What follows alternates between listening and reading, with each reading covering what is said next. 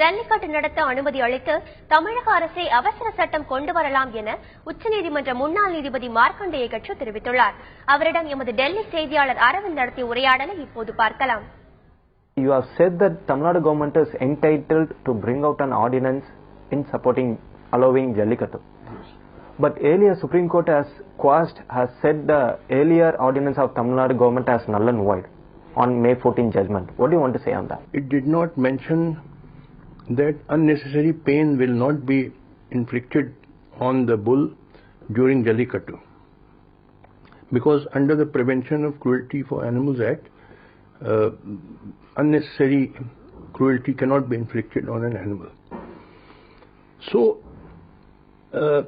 what I have recommended to the Chief Minister Jayalalitha that she immediately prepare an ordinance and get it signed by the governor.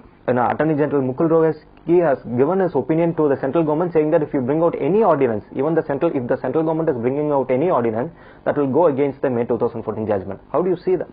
No, the May 2014 judgment was based on the old Tamil Nadu Act of 2009, which did not contain a prohibition against inflicting unnecessary pain on the animal.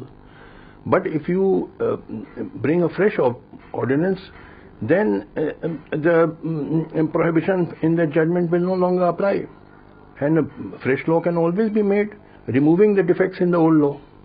That should be done immediately by the Tamil Nadu government.